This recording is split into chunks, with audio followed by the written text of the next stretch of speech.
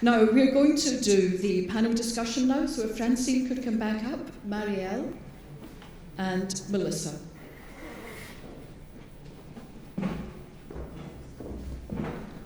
Now, at this point, what we're going to do is find out about the newest networkings that are starting up around the world, and then we're going to open it up to a general discussion, because you're not just going to be sitting there for the next half hour.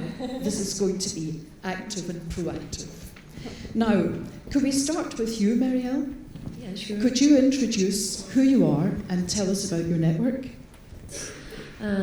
First, I want to thank everybody that organized this, because I think it's a great opportunity to share what we are doing and to make an international agenda so we can work together. I think this is really important because I think most of us are working already in our own region, but I think that knowing from the others' experience can be more enriching for us. So now, what is MICA? MICA is the Ibero-American Network of Women in Film and Media.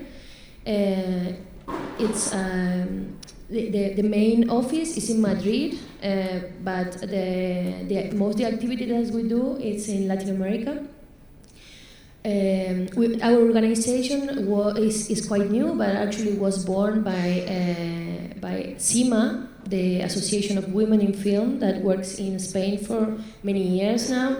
And 4 years ago, it was a Congress of Women in Film and Media in Madrid, where Latin American professionals were invited. And in that meeting, we decided that we need a network to work internationally. And then 2 years later, it was another Congress in Santiago de Compostela, and in that meeting, CIMA also proposed to make EBA, that is the network that Francine is now coordinating. So what do we do actually? We work with all the women involved in cinema, producers, directors, distributors, and also women organizations that are working in Latin America, that there are few of them, only in Mexico and Argentina and Colombia. There are organizations, and then in the other countries there is not. So in that country... Could I interrupt for a minute just to ask you, did the women from these 3 countries come to Santiago de Compostela? How did you contact them? How did you know where there were groups? By internet. Then I met some of them when I traveled to the places, but when we started to work together, everything was by the internet. And can you tell us what these groups were? I mean, were they a group of volunteers who had just got started? Were they run by a big organization? It's different. The situation in different countries in Latin America is really different. And in Argentina, they were working for 20 years now, but Argentina is one of the countries that have the biggest industry maybe in Latin America. And then in Mexico, there's Women in Film, that is a branch for Women in Film LA, that they have, I think, 8 years. And the other one in Colombia is only 3 years old. And then there is other countries that they actually don't have much of an industry, so it's kind of difficult to get the women together. But what we are doing is encouraging them to get together and make their own organizations in their own country. And that's one of the things that we do. Then the other thing is that we are making a database of all the women and of the movies directed by women in Spanish-speaking countries. We are doing that with Harvard University, with a researcher that works there. And so until now we have 600 films directed by women since the beginning of the cinema until now. And that database will be published in our website when we have it. And then we also gathering information from all the women working. In Latin America, we already have like 2,000 women directors, producers, and distributors, especially. The idea is that we are going to have it like a space in the internet where they can interact, so we can promote co-production, especially. That's fantastic. But how do you fund it, or how did you have the time to do all this Actually, the funding is a problem. Until now, all the money that we have come from Spain. And then we are talking with the other film institutes that we are having a very good relationship, especially with Mexico and Argentina. And with Argentina, we're already doing the statistics from Argentina. And in Mexico, we have a meeting here in Berlinale, so we can start with them. Because they have film institute that already have some information of what films they have done. So we have to develop the strategy to know which film was directed by women and trying to figure out with that database. But then there are other countries that they don't even have a database of their own films, not by women or men. So every country has their own challenges. And the thing is, the funding is something complicated in Latin America. It's complicated everywhere. But you wouldn't imagine how much. And so we hope that soon we will have also the support from their film institute. But until now, all the funding is coming from Spain. Right, thank you. Could we turn now to Melissa Silverstein? And could you tell us how you set up your network?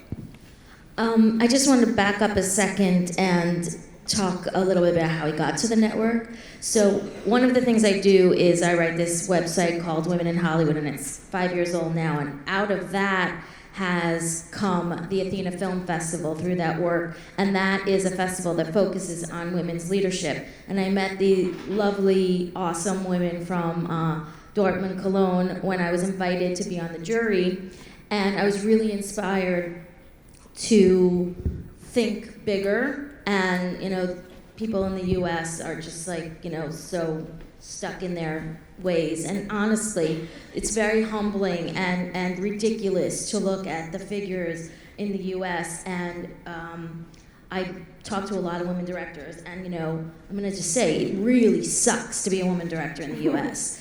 And so our network is related to trying to build and empower women's film festivals in a new way. Because honestly, if you look at the power film festivals around the world, women get into the competition, but as you move up the ladder to premieres and special screenings and stuff like that, the number of women diminishes. So if we build up the Women's Film Festival Network, if we learn about each other, if people look at women's film festivals as places where they want to have their movies premiered and get the visibility that they need in order to sell their films, we are actually helping women directors get more of that visibility. Right now, the network is a loose confederation on the internet. The fact that we're here is a testament to the fact that, there's something that's needed in this. We are very open to changing the website. Right now, the website lists 25 to 28 women's film festivals. We've created a Google list of people who want to connect. It is something that is a work in progress, to say the least. But we have hopes for it. Well, that's very interesting, because so far what we can see is the internet has got a huge impact on how we can connect. And the fact that it was through the conference that you were at in Spain that this whole aspect of setting up the Latin American groups started, and with you also, it was at a European festival. It's all, everything is about the internet.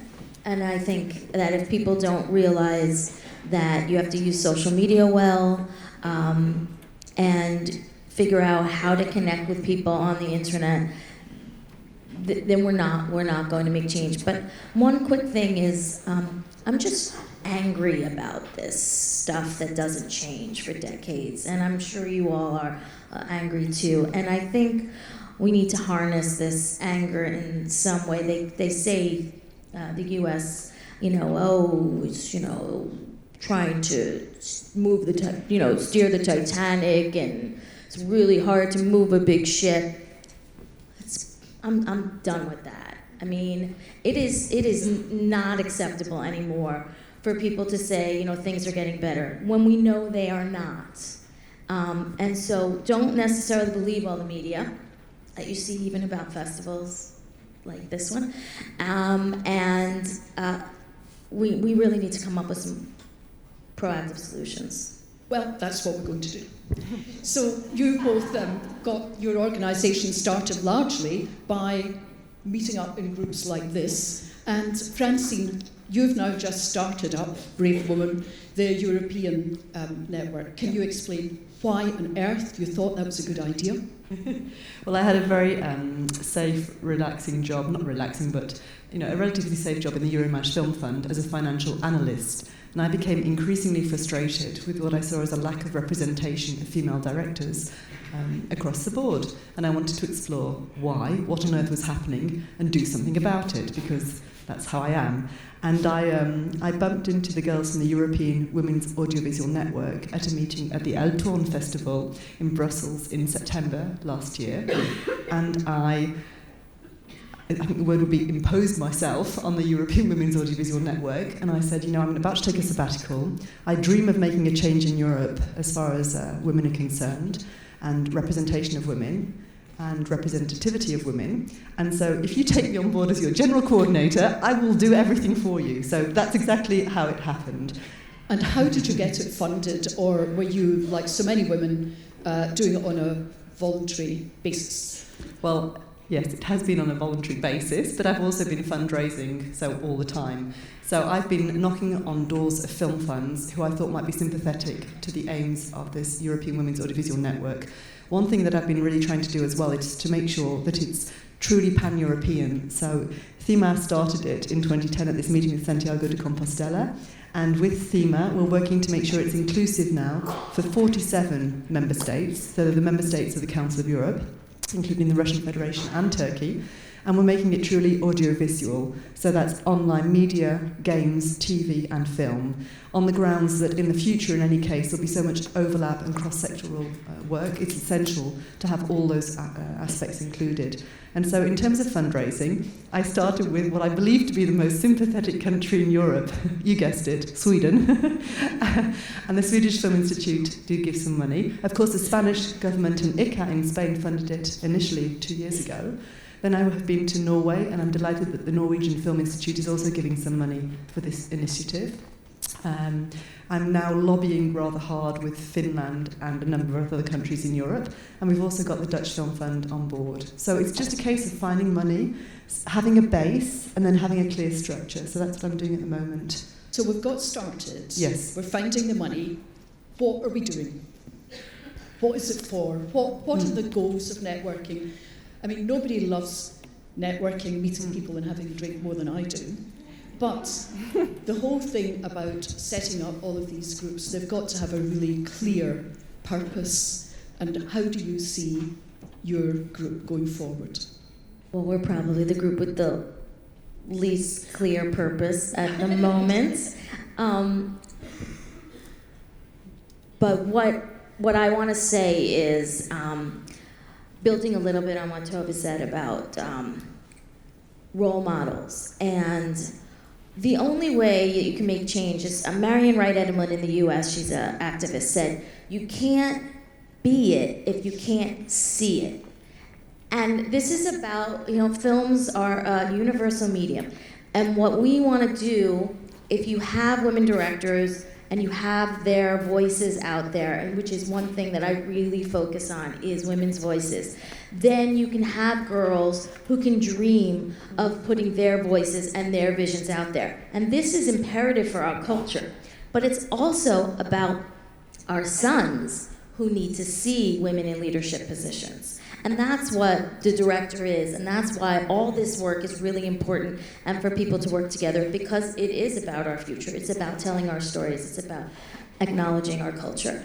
So related to the network, I'm open. I mean, we house it at the Athena Film Festival. We built a website. We are proud to do that. But I feel like I don't want to be like this American who just does stuff because that's what. But you also collect statistics, Absolutely. don't you? I mean, one of the things that has been very interesting here is that we've kind of started off by looking at the stats, and we've been just talking about how it hasn't really shifted very much until we get action, which is what Tove has been demonstrating to us, that whenever you are pushing and lobbying and confronting, you do get some action. On Women in Hollywood, I've realized that my job is to be a watchdog. I am watching, I am counting.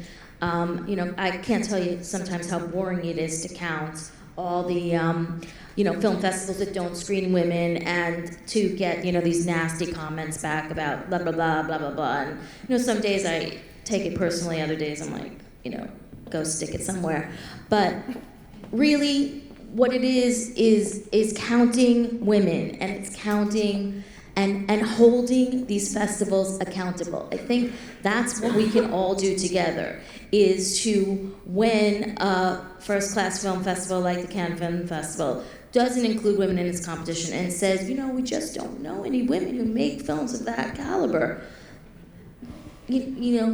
protest. It's very interesting, though, looking at the stats, when you see that until we get a lot more women making films, we're not going to achieve that mean either. The fact that it was something like a sixth of the applications came from women from your stats. I mean, how important do you think it is to have the statistics and then to try to do something about it? For me, it's really, really vital to have the statistics, because then you can really have a clear picture of what's happening in every European country, because in some countries the statistics might be quite markedly different. We just need to see that to be able to make sense of it. I mean, and it's really this difference between how many female students of directing you have at film school, then how many go on to actually raise financing for their first, second, third features. I have some great news today, which I was going to announce at the end, but I'll announce it now anyway. The first thing that is with Eurimage, so they're going to use that Norwegian Film Institute methodology, which I mentioned earlier, to actually analyse and monitor gender balance in their applications. Yeah. I spoke to the European Audiovisual Observatory yesterday, and they're also planning now on starting to include gender balance in the Lumiere database, so that's if it's a male or a female director. The analyst at the Norwegian Film Institute who devised this methodology is planning on encouraging a number of other film institutes to follow suit throughout the whole of Europe, and even better, with the European Women's Audiovisual Network. So I've been talking to academics and film schools throughout the whole of Europe, and with the Stockholm Academy of the Arts, we'll then be able to carry out from this data quantitative and qualitative research, so that we can really have a comprehensive overview of the reality of the situation. And so far we've also got the London University Birkbeck College on board with that, and the University of Zaragoza, and we're of course open to more academic institutes as well. And we're working closely with them, because then we can find out, well, what's happening, at what stage, and how do we address it. So that's really exciting. In Sundance, they just did a long longitudinal study, 10-year look at women filmmakers, directors, editors, cinematographers, and where they are. And they've also done interviews to find out where women fall off the track and what are some of the reasons that they don't get back on the track. And so the statistics are available. I mean, it's better in 29.8% of filmmakers, but in documentary there are 34% directors, and features only 17%. And these are films in like the U.S. competition and that have been at Sundance. Yeah, and that piece of research too was done with Sundance and with Women in Film in LA, the 40-year-old ones, and our older sisters. But one of the things that they did was... I would like to answer the question, what are we doing in Latin America? Yes, I'm just coming to that. The thing that made the difference in Sundance, though, this is where it's very practical, is that they set up a mentoring scheme last year in Sundance, and they actually mentored 17 women in the course of the year, and that helped to make a difference, because we've got to keep looking at practical things too. But Mariel, I do want to ask you, don't worry, I know you're there, about the stats, and why do you think it's important that we actually start from finding facts everywhere? Actually, I think it's important, but it's not our main priority right now in our network. We are working in 3 different lines of activities. One of that is the training, because one thing that also arises from statistics is that in countries that are less developed, there are more women directors than in countries that are more developed. It's because the money that you need to make the film is less, And so there are many documentary films, and maybe in some countries like Ecuador, women and men are the same. So it's a difficult thing to ask to a film institute, because they just look at the films and they say, but we are the same because we are having the same women and men. And so but that's interesting in itself, though, because it also implies that women are putting themselves forward in a way that it does look as if only a sixth of applications in so many of the European things are women. So your women in Latin America, they've got power and strength. So what we do actually is trying to get training for them to co-produce and to know how the market works outside, and that kind of activities we are doing. We already did something in Ventana Sur, that is a market in Buenos Aires. We were there in the last one, and we have 2 forums there when some movies were built there. And so now a co-production from Argentina and Uruguay was organized in that meeting. And then we also we have been in San Sebastian Film Festival, because we organize network activities in what we think are the festivals that are like Class A. We want to be inside the industry, and as in some countries there are many women directors, it is possible to be just part of the Class A circuit, because it's smaller, and also it's our aim to be there. And so we are also organizing things for May. We have a week of cinema directed by women in Buenos Aires, with some forums that will participate people from Brazil, from Colombia and Mexico, and that is supported by the own film institute that sent the women to Buenos Aires. And also I think it's in October, we are in Guanajuato Film Festival in Mexico. We are organizing a developing program that we are going to receive projects for all over Latin America, and we select 2 so they can travel to Mexico to the activities in the industry there. So actually we are doing also the statistics with universities in Argentina and with the Film Institute in Mexico, but it's not the first thing we are trying to make feel done. So first of all, we are organizing that kind of activities for and focusing in the new directors, more like in training and in getting them know the industry. And also in the people that already have a movie that they can co-produce with Latin America, because Spain has like a big history of co-production with Latin America, and so we want women to be able to network in the same way, because one of the things that we found is that for women it's more difficult to have what is called like informal networking. And so we are trying to give that input of leadership and just trying to make them network and understand what network is. And so we are getting very good results. Actually in Spain we already did that, and CIMA in Spain is kind of a well-known organization, is participating in the making of the law, or the audiovisual law there. And so we are trying to take that model to the other organizations, and with Mexico and Argentina and Colombia, we are just talking with the people that is actually working there to work with them, so we can act like an umbrella. So every country would have their own organization, and we can understand actually what is happening in every country, because every country is really different and they are really far away. I mean, it's a really big continent, and so that's most of the activities we do. Wow. Legacy. I think you should have been doing a presentation, because honestly I think that you're covering so much, although it hasn't been going for very long. People start with the statistics and then the awareness, raising the level of awareness. But you've gone beyond that. You're actually working with the women. You're creating festivals so that people can have their work seen. You're developing people, and you're also lobbying government to change things. I think that deserves a round of applause. Honestly.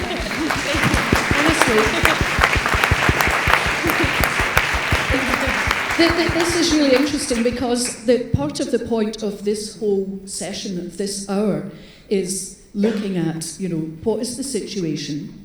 How can we get together? How can we form networks to do something? But that's only the very beginning. That's all very well with the canopies and a glass of wine. But the biggest problem, and especially if you don't have a lot of funding, is what is the point of getting people together and what can we do? And I know that there's a great feeling that, yes, we can, and people are angry about not having enough women's film in Cannes. I know some of the people who are on the jury, there simply weren't very many films put forward. And this is the terrible thing that, that we in Britain have to confront too, because we work a lot with the individual women, mentoring schemes for mid-career women, getting people to network, getting people to market themselves, getting people not to be embarrassed about saying, I'm a filmmaker. And what's so intriguing, I think, is that people would be surprised, possibly, that the Latin American countries have got a greater degree of equality than all the European countries who might think that they're a lot more liberal. I know there's not a lot of money, but you're starting from a very good position too, where you've got women filmmakers. And I think it's the same in areas in the Middle East. I was doing some work in the MENA countries, and where they don't have a big film industry like we've had in Hollywood and like we've had in Britain, where it's been very male-dominated, where it's a bit like government law film industry, where film industries are younger, they are getting more women involved at an early stage too. Now, I think we've got somebody from Israel here who's got some stats and who wanted to say something about what's happening there.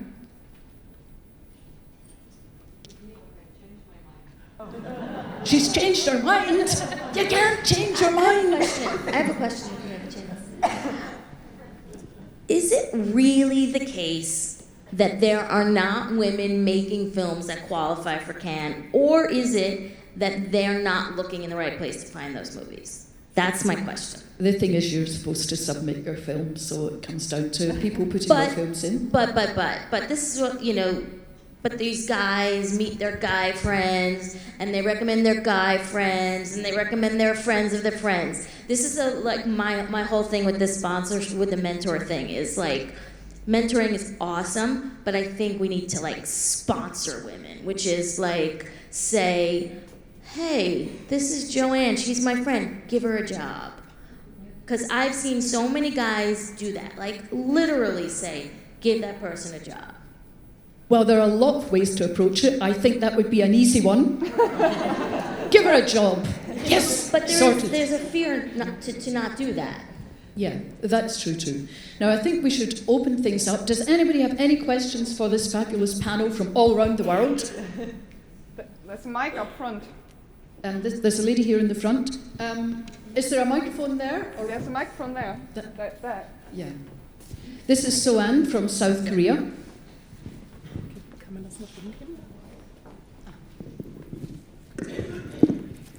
I'm So In Hong, a programmer for International Women's Film Festival in Seoul. I don't have any questions here, but I would like to introduce Asian Women's Film Festival Network.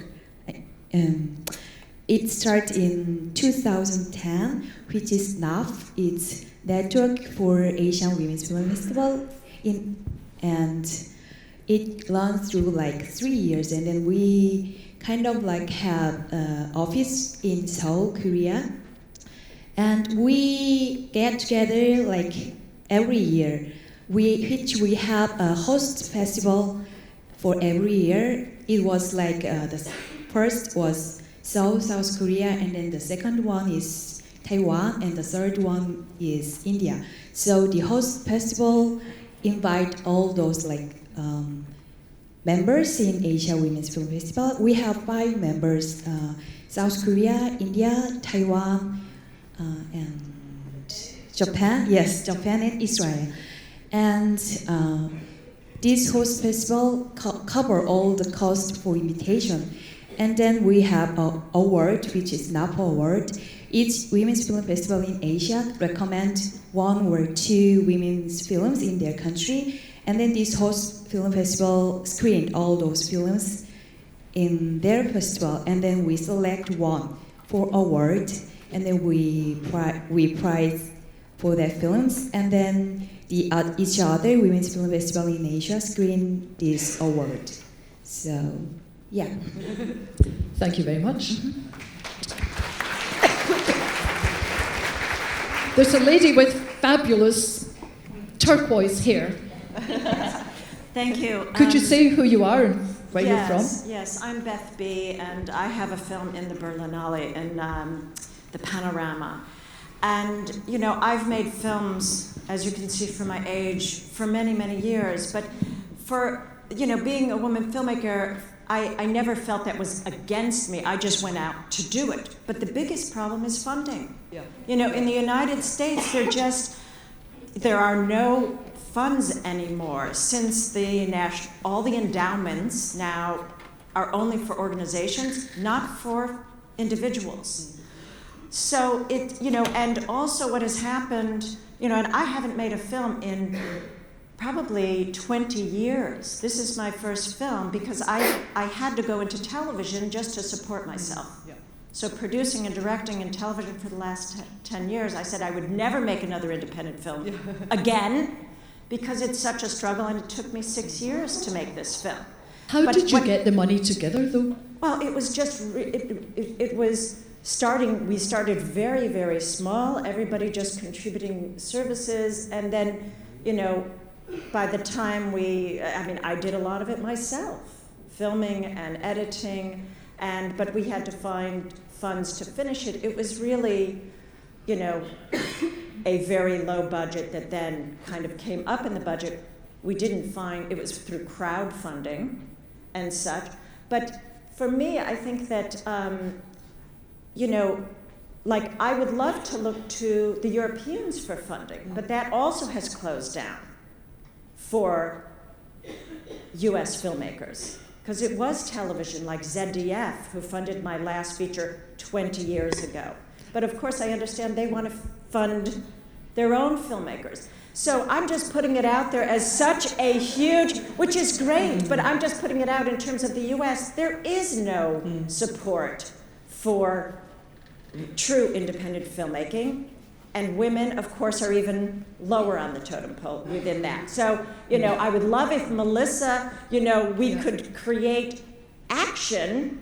I'm sick of research. I'm sorry. I know it's important, but we need action and for women to support each other, which we do not have. Well, can I just say, I think I agree with you, and well done on having your film here and spending that time to get it made.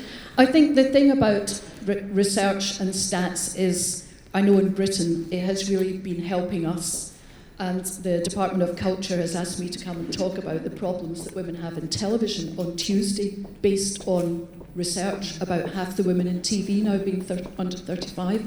You know.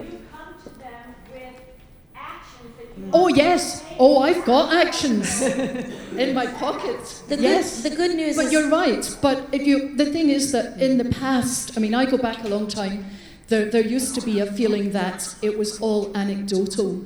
And just like all the things that Tove was saying, they would say, oh, but women don't really want to bother their heads with doing this kind of thing. And it was anecdotal. It's only since we've had like the Swedish stats and Martha Lausen that we've been able to hammer on their door. But I agree with you, that's only getting in the door. Then what do you do, Melissa? So there are a couple of new funds. Firstly, Chicken and Egg does documentaries, but Chicken and Egg is now a part of a new feature fund that is coming out for independent films. Then there is Tangerine Entertainment that just launched at Sundance, which is going to fund women-centric and women-directed films in the U.S. And I know that there's another couple of people trying to raise venture capital money to make more kind of commercial funds. So really, people in Hollywood are a little bit sick of it, and people outside of Hollywood, not only the lack of women directors, but the lack of, you know, women-centric films, and are trying, but they, you know, struggle also with the funding, and there's very limited funds in the U.S., which is difficult. So I can just... Meryl? Could you come to the microphone?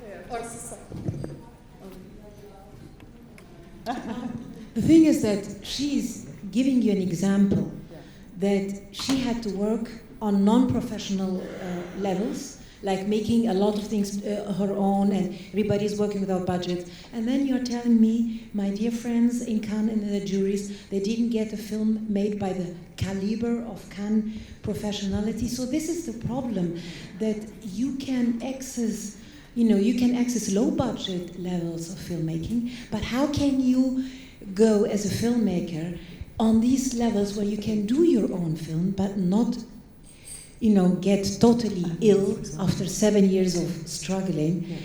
And that's also the point, because all of the juries, I'm experiencing this now for 3 years. You can access all people on festivals, but when it comes to the jury, and when it comes to the last decision, and they say, oh God, but this is too risky, then we don't go for it. So I think she is applying not only for this action, but I think she's applying also for the professionality of doing the job. Yes, no? That's right. I just wanted to point it out that the statistics are useful in the way when maybe it's not happening in USA, but in Latin America and Europe, where the funding is given by film councils, film institutions. When you get the statistics, you can make them change, because if not, it's a certain opinion, and to make them give the half of the budget to women, you need the statistics to show them that there is actually an imbalance, and it's not just women opinions there. And I guess that's the way that it's important to have statistics. Actually, we are not doing the statistics as a main thing, because CIMA already did it in Spain, and with that information we can work with the others and then focus in the filmmaking. That's one thing, and the other thing I think is that is also a process, and that we as an industry it's very complex, and then there is filmmakers that have very big budgets and the others that have low budget, but the organization should work for all of them. So the same thing happened with these different countries in Latin America. It's not the same when we organize something in Argentina, that they have a structure of cinemas. We can work very easily than with Bolivia, that they only have one film festival and they don't even have an institution from cinema that you can relate to. So there are different types of cinema, and the support of our organization should be work in the different stages so everybody can get up of the ladder. Okay, I'd like to add something actually, because I come from a background of film financing and for the Euromatch co-production fund, and I would say that one thing that Eva's planning on doing is organising workshops specifically on how to access financing, because I am fully aware that without financing you can't actually have your film made. It's vital. And co-production is one strategy. And to my American friend, there are some ways of accessing financing. So, we'll talk about it later if you like as well. Is somebody want to speak over there? Yes, but maybe it's a little late it's about Cannes, because I am in the scholarship right now, residence, and I will tell you how I feel about the last year happened in Cannes, women's, And in this, our jury for the scholarship in the residence, that next reaction, our jury was 4 women's. And from these four women's became 6 persons, 4 women's in the residence. And we and my friends in the residence discover is when are more women's in leadership places, are more women selected in everything. And also we discover in Cannes is a lot of women in leader places. Really. Well, that is interesting, but in the UK for many years now, all the gatekeepers to funding have been women. The BFI, nobody really makes a film in the UK unless they've had initial funding from either Channel 4 Films, Film 4, BBC Films, or the British Film Institute, and every one of them is run by women. And they are actually This is where it's a different thing for me, and I know every country is different. Tessa Ross at Film 4 has sent somebody out to me to see if I can help them find women writers at an early stage. They are desperately trying to get more women in. The problem that we have is that because the culture has been so difficult, that's why women are not coming in to be, say, sound recorders. We do a lot of stuff about women in technology, where people, even school and college people going in to do internships, don't want to work in some of the environments they have to work in. It would be like going onto a building site as a woman plumber or something like that. They can't get enough women coming forward for the funds at the moment. This is something that I'm trying to do something about in Britain. That's why we started having mentoring for mid-career women, because there are more women than men making shorts, but there are far more men developing films and putting them up for funding. And it's absolutely horrific. I would love if it were as simple as getting women as gatekeepers, because we've already had that for years and it's not the answer for us. Hi there. My name is Karin Lostatter. I'm working as a producer and filmmaker for Gebrüder Beetz, based in Berlin. And I do have to re-raise the issue of film funding. So being a filmmaker myself, where do I have access to film funds in Germany? And is there anything like a female or women's film fund? Anything planned? Good Lord, I wish there was. We raise the money for our festival, so. Women in Film in LA have got a finishing fund for women only, where anybody around the world may apply. If you've got your film started, they will help you to finish it, because they're probably the richest organisation, because they have got lots of fundraisers and they've got lots of Hollywood people who leave them money. So if you started your film and you want to get money to finish it, look on the Women in Film LA website. And also the Ford Foundation has Just Films. I mean, what we need is a clearinghouse for all these funds, right? We need more information about funds. To list them all, where you apply for them, how you apply for them. Maybe we can build that on the website. Is that what you're planning to do? Because European funding is really difficult, isn't it? Well, actually, the information is out there. It's knowing how to find it. I mean, in the Audiovisual Observatories database, they have a really useful, it's called Korda, Korda, and in there you can find all of the public regional funds with the money available. So you can go into the Korda database, find out the country and everything, and then from that you would just then go to the website of the particular financier and do your application. I mean, there are... I think one of the things, as I was saying already, is that we're keen to provide training on how to apply for funding. So I think it's very useful. And just one thing you mentioned, is there any specific funds set aside right now? Not yet, but of course it would be a great long-term goal to have that in place. That would be fantastic. I was just exhausted by the 4 steps you just said that had to go through to even make an application. It's fun. You just get used to it. I mean, at the end of the day, if you need to get the money, you do whatever it takes. If you go to the bank, you have to do that. It's a necessary evil. And I think if you believe in your project with passion, knock on every single door. And I know it's exhausting. I have to say, going around trying to get funding to set up EVA, because really it had no money left, has been. I mean, it's been an exhausting process, and no doubt partly the reason why I've got this terrible flu. But it was worth it. Do you look at projects like people's proposals and then help them improve them so they can get?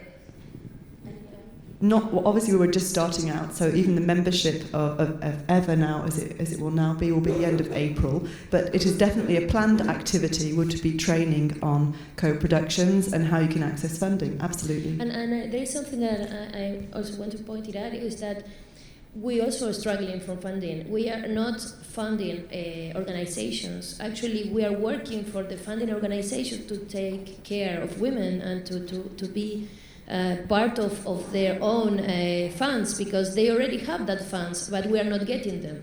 So it's important that maybe we need another fund, but what we really need is that the fund that is already there should be half for us. And so many people just came to me to the because of the network and asked, I have this project, how can I do it? And there is like 2,000 filmmakers that want that.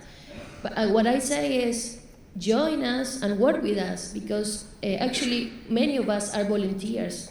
And if we can do something together and we can collaborate, having in a bigger organizations that can actually talk with film industry in a powerful way, it's better. Because if we are just, I don't know, 2 people talking with Film Institute, they will treat us like crazy people.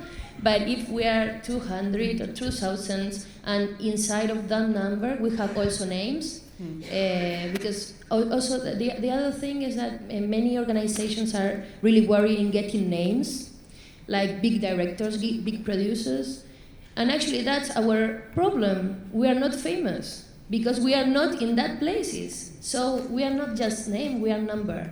And so if we can join, and it's maybe we are not one very famous, but we are 2,000, not that famous, but very talented. So we can interact. And so it's not, that's something that I think is very important when we talk about networking with organizations, with women organizations, is that it's not only demand from the people that is working for the filmmakers, the money of the things. It's also collaborate, because we are really in a little budget to do what we do. And so it's something that has to do with actually networking. Yeah. Yes? Hi, my name is Bettina Heske. I'm a writer and I live in Berlin. And I think we should also have a closer look at production companies. Because Absolutely. if I write something and decide to either direct it myself or together with a female director, I cannot apply, at least in Germany, I don't know the worldwide situation, but I could not apply for funding here. I would have to have a production company. Now, maybe we should have more, or in general, a funding for female producers, or more sponsoring to get that equality also in that direction. I don't know, it's just a thought. Yeah. But, you know, when I'm a director, I do not want to also produce my own film. And it might not even be good for me to do that, because I have another talent. It is not my talent to produce, it is to direct or whatever. So I really do think also, in order to have films of a high quality, you were speaking of Cannes, you know, you need a certain amount of money just to get to that point, to have films to look like that. And so, yeah. And just something else, I hope you guys are all on Facebook so we can all follow you, yes, connect, absolutely, and to form a huge community amongst ourselves and know when something is happening somewhere in what city. Thank you. That's a very good point. Does that also apply? Could you put your script forward if you have an agent? No. No? Ah. Yes. Yeah. Yes. Right.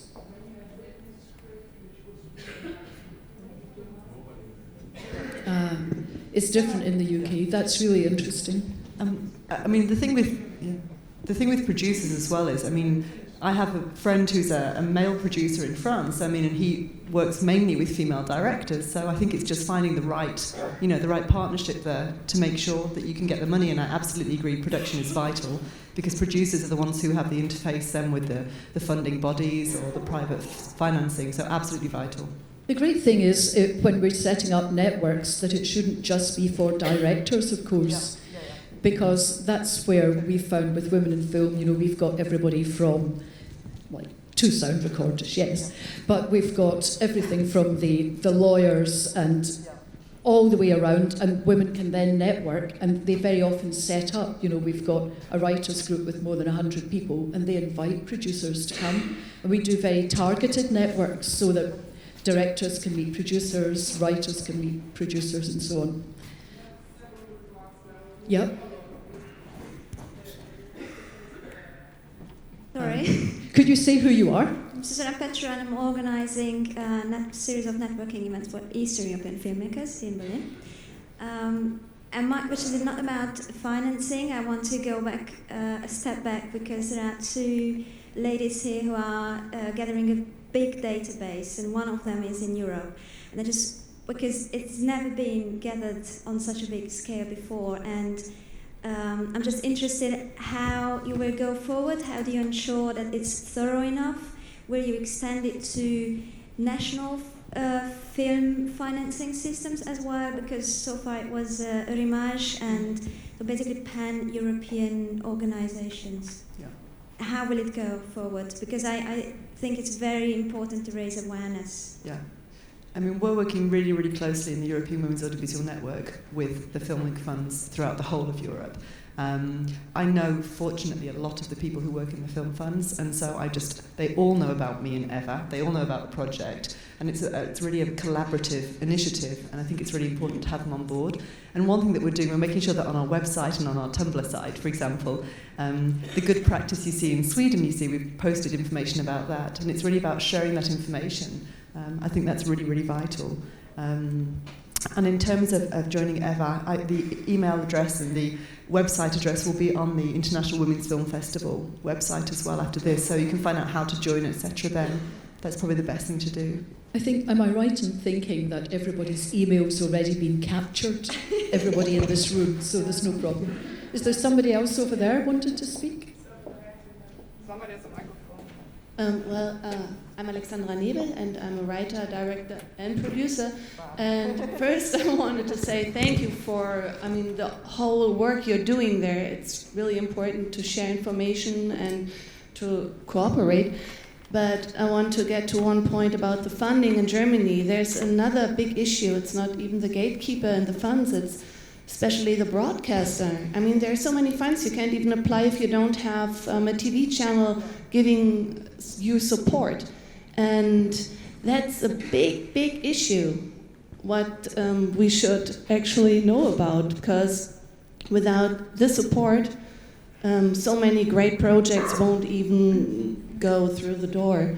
And that's the point, and that's so for the production companies, even if they have a women's director or a writer they support and they develop, but then they miss the support of the TV channels.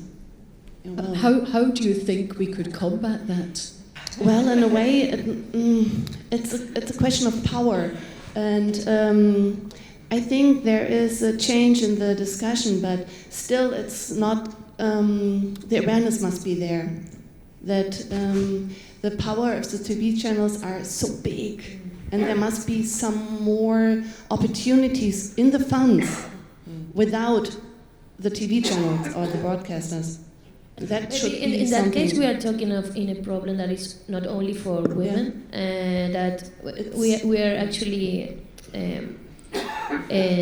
trying to see how we can do it. And maybe that's word power is the one that I will take of what you say, because how can we be powerful? And because then I guess also a male filmmaker will have the same problem going to ask for this fund. But who are the one that get that fund and how they do that? Why they are more powerful than us?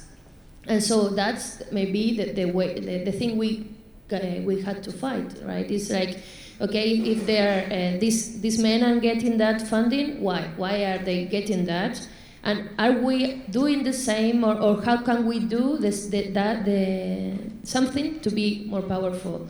But then there are some things that are in the industry itself that is really complex industry, and so I think that we need to start since the beginning, and maybe the beginning is why are we not powerful? What are the problems that we have, and how could we?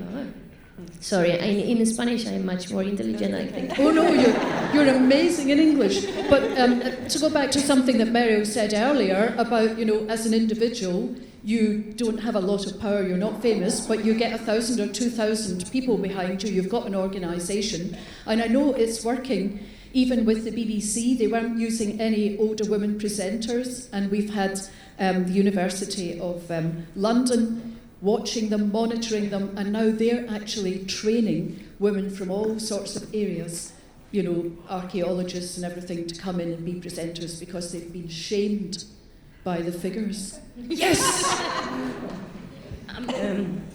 Yes, my name is Alexandra von Grote. I'm a director and writer and novel writer, and I live and work in Berlin and Paris.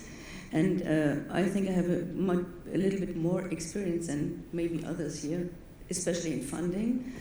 And I think financing a film is the main problem we have, not only as male filmmakers, but especially as women filmmakers. And mostly, we are realizing our films in a lot of self-exploitation. I will tell you 2 examples. Also how about 20 years ago in Germany, the funds are reacting if a woman wanted to have a big film project, like I had with my film November Moon, a big international co-production. So we were putting together the budget, and when we were just asking for money in different funds, we have in the budget a lot of fees for the departments, director, writer, and so on. And for my person as a director, we had just a normal fee for a 100-minute feature film, 35 millimeters. The first thing they said in the jury of the funding, this is too much. It's too much money. So, entre parenthèses, too much money for a woman or what? And the funding is difficult, so many of directors are forced to produce their films themselves. I produced one feature film myself, and the other one was very difficult to finance. And if I tell you, if a film like November Moon was shot with a budget of 3 million Deutschmark at the time, it's not even 2 million euros. And if one of you knows the film, situated in the 40 years in World War II, this is just incredible. And I ask myself today how we could do it at the time. So funding is the biggest problem we have in this country and in other countries. And I know a little bit about the situation in France. They have much more money. They have a system to protect their market. That means in Germany, for example, if a foreign filmmaker wants to get money, a lot of co-productions are possible. And a lot of films you can see in Cannes or in the Berlin Film Festival. There's a small German co-production, but a lot of German money into the film. It's not possible for us in France, except we have a big co-production, to get this amount of money being a foreign director or producer. This is a big problem inside Europe. Thank you, that's a very good point. Right. I'm on like the distribution end, and like I work on like when the film is done, a lot of my stuff. And I also want to just talk a little bit about the power that we have at the box office. And I try to tell people that you have to vote with your dollars. And people don't necessarily know if a woman is directing a film, but it's up to us to inform people if there is a woman-directed film. In the US, we have so few women-directed films. I have a weekly email that tells all the movies that are coming out that are written and directed and about women, because you need to go and have these conversations with people on, when you go to the movies, when they say, no, I want to see that, movie that blows up everything and all that stuff. And you say, well, okay, we saw that last week. Maybe we'll go see a movie directed by women. Open up this conversation to how allowing other films into people's psyche. There's the whole concept of the First Weekenders Club, where if a woman's movie is on, you try to go and see it in the first weekend, because that's when the decisions are made via the box office. You have to support women directors. Now, we've got hardly any time, so who else? You must get your chance. Yeah. Yeah, Irene Jung from Telefilm Film Festival in Germany. Some comments about low-budget films made by women. I made an interesting observation when in Latin America, Nicaragua, in the 80s, there was built up a film industry with money from the state and money from Cuba and co-production with France and Spain. All the directors were men. The women were only in the assistant director and so on positions.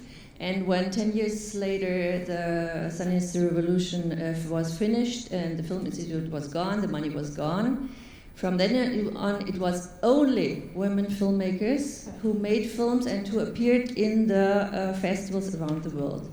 So that's a special capacity, apparently. There are also men who are able to do that. Right now we have in Berlinale one film about a Roma family in Bosnia, which in the competition, which was made with $17,000. So there is a possibility, I think, to get also into the festivals, but there's also some other questions about that.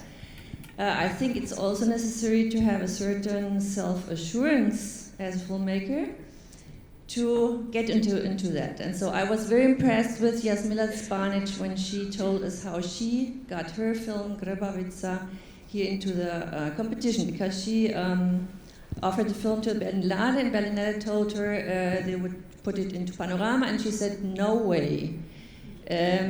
This will go into competition, or it will not be in Berlinale, because the world is such a shitty place that when you're getting all kinds of Hollywood films, and whenever there is one film about this urgent issue, it won't be in Panorama. So they had another look at it, it went into competition, and it won the Golden Bear.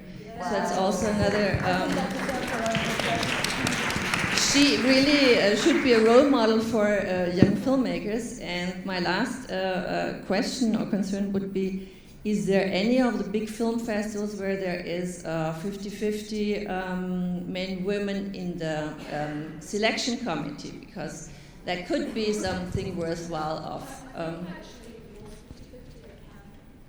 At Cannes, in the selection committee, really? The selection committee versus the jury. No, I would say the selection committees, because that. Yeah, I think that could be worthwhile to push for. Very good point. 50-50. Is that right? Well, to wrap up, could I just say we're going to be around for the next, hour, 2 hours? I think there's going to be food, drinks, lovely. And everybody will have their card and we can share and talk to each other. But I think a lot of really good stuff has come out, and it's largely come from the people in the audience, so I think you should clap yourself.